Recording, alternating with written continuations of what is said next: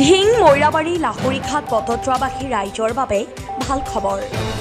আপোনাৰ পৰিয়ালত কাৰোবাৰ kidney stone, appendix, bleeding, piles, blind piles, paralysis বা ডেলিভাৰ, মহিলাৰ মাহেকীয়া, ছালৰ ৰোগ আদিত ভুগি আছে নেকি? তেন্তে চিন্তাৰ কোনো কাৰণ নাই। নগাঁও বৰঘাট পাথৰী চাৰিআলিত নতুনকৈ শুভ উদ্বোধন হৈছে আছাম ইলেক্ট্ৰপেথী মেডিকেল হেল্থ চেণ্টাৰৰ।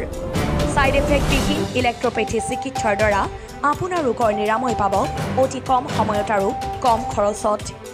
এতিয়াই যোগাযোগ কৰক 7099772156 অথবা 8473027408 নম্বৰত।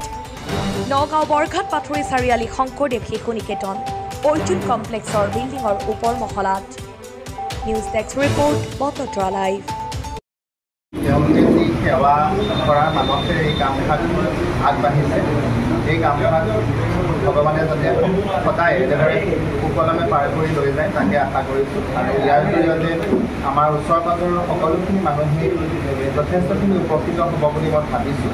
আৰু এনেধৰণৰ সুন্দৰ পদক্ষেপ লোৱাৰ বাবে মই কৰ্মকৰ্তাসকলক আন্তৰিক ধন্যবাদ আৰু লগতে মোৰ ফালৰ পৰা আন্তৰিক শুভেচ্ছা জ্ঞাপন কৰিছোঁ।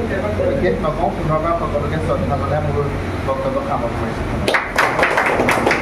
হৈছে Assam electropathy medical health care centre Jubini hall. ইয়াত আহি আপোনাৰ কেনেকৈ লাগিছে? ইয়াত আহি পেলাই মোক ভালেই লাগিছে বহুত। আৰু গতিকে এই পাথৰী অঞ্চলত যিটো এটা চেণ্টাৰ খুলিছে, ইলেক্ট্ৰিক চেণ্টাৰটো যিটো খুলিছে, ইয়াত আপোনাৰ আমি নিজে চিকিৎসা কৰি পাইছোঁ। এইটো গম পাই নে ইলেক্ট্ৰপেথী কি হয়? এইটো বাহিৰৰ মেডিচিন বুলি আমি গম পাওঁ, কিন্তু আমি নিজে ট্ৰিটমেণ্ট কৰাত আৰু আমাৰ লগৰ যিখিনি মানুহ আছে আমি ভাল পাইছোঁ। যিটো আমি বিচনাত পৰি আছিলোঁ এলোপেথিক খোৱাৰ পিছত মানে ৰোগ আছিলে, মানে খোজকাঢ়া অসম্ভৱ, পৰি যাওঁ আৰু খোজকাঢ়িব নোৱাৰোঁ আৰু বিচনাত পৰিলে উঠিব নোৱাৰোঁ। ইয়াৰ মেডিচিন খাই পেলাই এতিয়া বৰ্তমান মোৰ 71 ডেজ হৈ গ'ল। এতিয়া মই চলা ফিৰা কৰিব পাৰোঁ।